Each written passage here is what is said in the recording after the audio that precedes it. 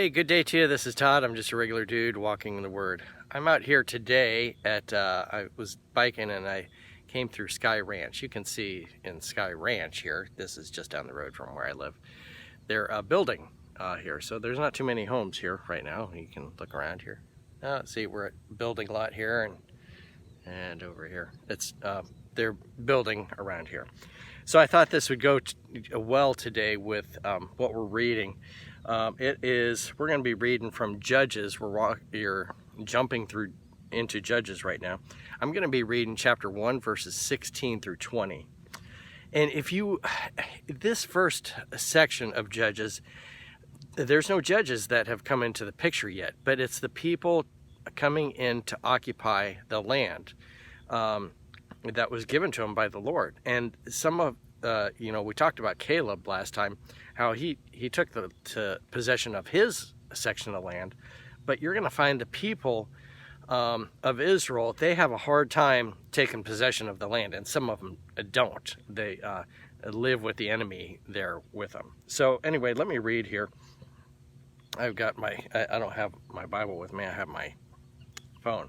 So I'm going to be reading from the NIV chapter 1, verses 16 through 20. It says this: the descendants of Moses' father-in-law, the Kenite, went up from the city of palms with the people of Judah to live among the inhabitants of the desert of Judah in the Negev near Arid. Now the Kenites were Moses' wife's family, okay, and they had traveled with them some. So anyway, they come and they've settled in that area. Then the man of Judah went up with the Simeonites and their fellow Israelites and attacked the Canaanites living in Zephath, and they totally destroyed the city. Well, that's good. So one city totally destroyed, and they're taking possession of it. Therefore, it was called Hormah. Judah also took Gaza, Askelon, and Ekron, each city with its territory. Now you remember Judah and Simeon had went together and to conquer these areas. Judah also took Gaza, Askelon, Ekron, each city with its own territory. Verse 19, the Lord was with the men of Judah. They took possession of the hill country, but they were unable to drive out the people from the plains because they had chariots filled with iron. As Moses had promised, Hebron was given to Calab, who drove from it the 3 sons of Anak. I'm going to stop right there.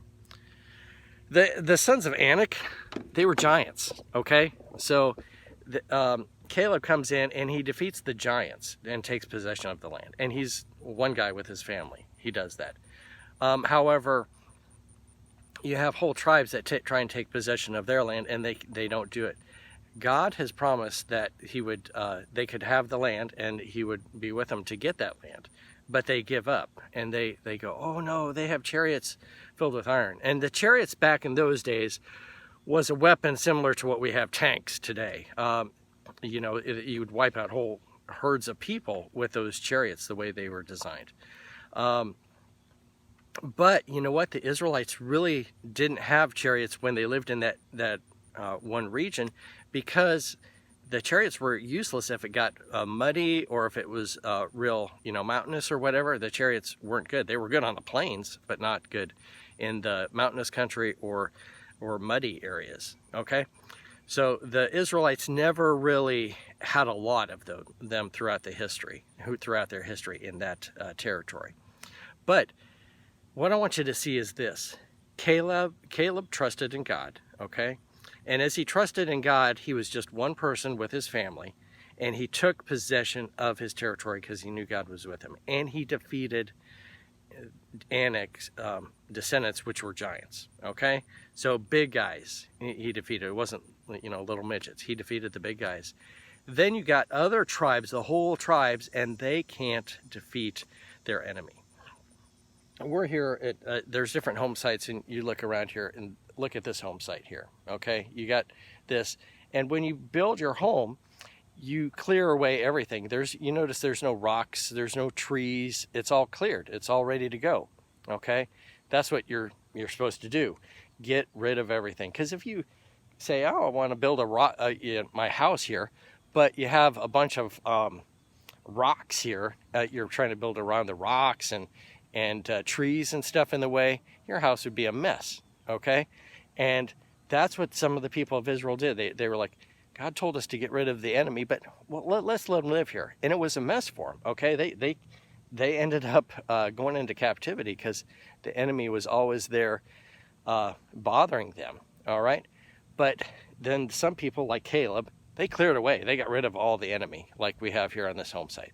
It's all cleared. It's ready to go. So that's the thing.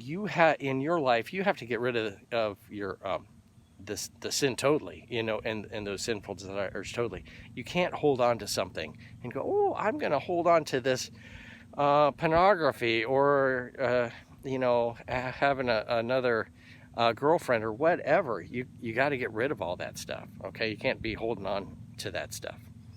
So that's my word for today. God has given you power over that sin, and you just have to do it, really, and get rid of that sin.